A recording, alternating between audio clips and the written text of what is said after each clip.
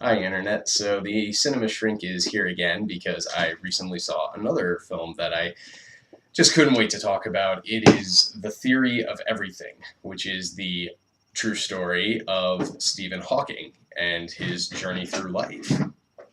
So now, this film was a film that I really thought had a lot going for it, but at the same time could really easily cross that line into just not being able to hold me in. Very dialogue heavy, uh, character driven films like this can really, I find, just go over that hump. They just add one scene or two or three scenes that just don't have that emotional tug, that don't do much to establish the emotions that I should be feeling. So and it sucks me out. I am happy to report that The Theory of Everything did not do that. It clocks in at just under 2 hours, I think, right around 2 hours. It's perfectly timed, in my opinion. It, the music is wonderful. The acting is some of the best acting I've seen in a long time, and that's saying something. I'm going to cause a few problems with anybody who is a big cinema fan here, but everybody says that Daniel Day Lewis, who is unbelievably talented. Just unbelievable. If you don't know who he is, look him up. He's just phenomenal. I have always had a very controversial opinion that Daniel Day Lewis is an artist.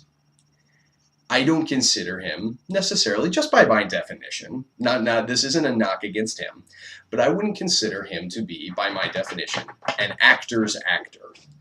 And what I mean by that is somebody who acting is their job. Daniel Day Lewis has many different things. He paints. I think he's a poet. He's in a band. I think he does so many different things in the arts. And so when he goes into acting, it's only understandable that he waits for the muses to really take him, because if he's going to act, then why would he just do it willy nilly? He wants everything to be right. He wants to become the character. He wants all of these different things to align, which is great, and it comes out for some of the best acting that in the history of film. But to me, the actor's actor is the guy that does it, like, not just for the check, but it is his job.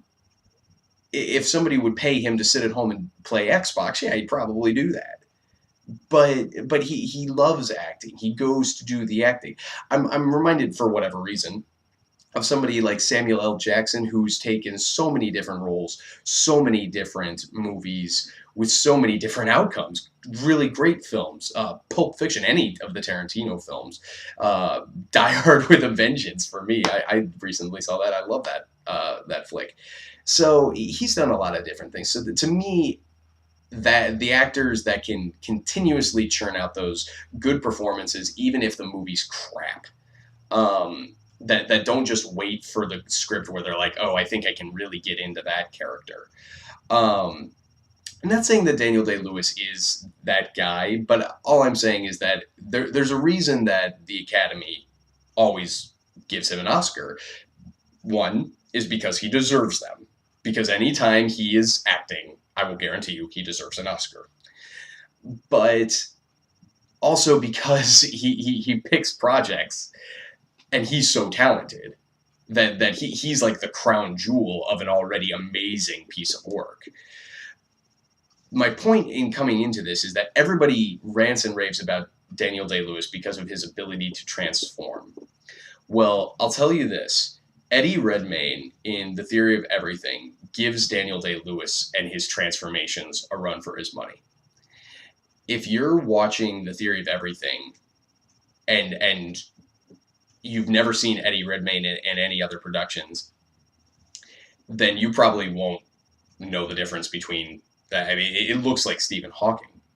It really does. And the way he was able to really understand this illness, that his interviews with Stephen Hawking that he had, that were very in depth about what ALS has done to him when he felt certain emotions at different parts in the deterioration of his body.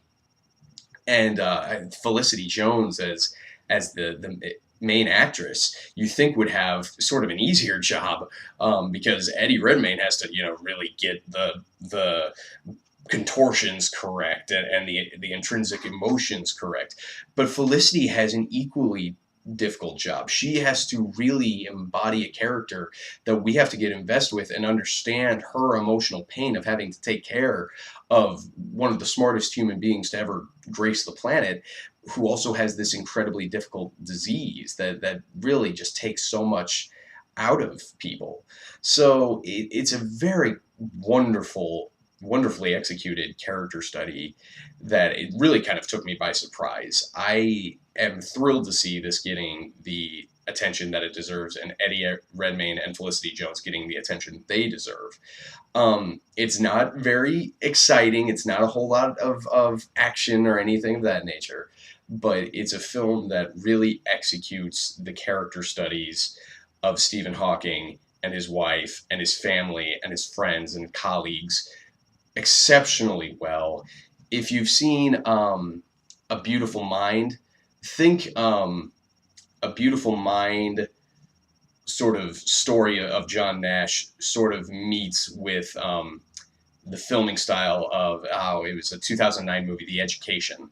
Um, had Carey Mulligan in it.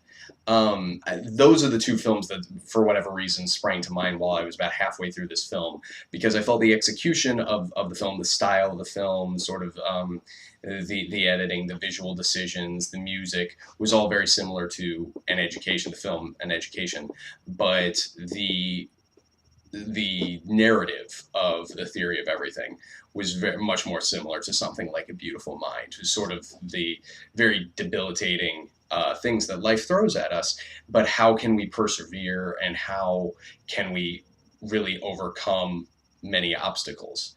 So in that way, this review and the review that I just did for Unbroken, the two films sort of have similar messages of, there are so many things that life can throw at us, but how will we persevere? How will we you know retain our dignity and retain some semblance of ourselves? And what will be ourselves? Is there hope? Is there always going to be that ability for us to retain what we feel makes us human? So in that sense, they're both very deep films. The Theory of Everything is definitely, I would say, the better of the two.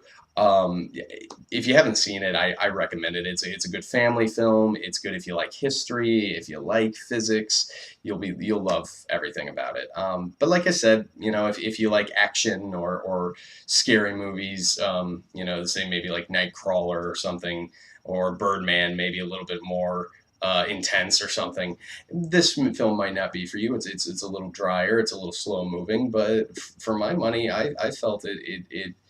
I got a little choked up at the end, to be honest. It was very interesting. I did not expect to be emotionally moved, but I was. So A plus to Theory of Everything.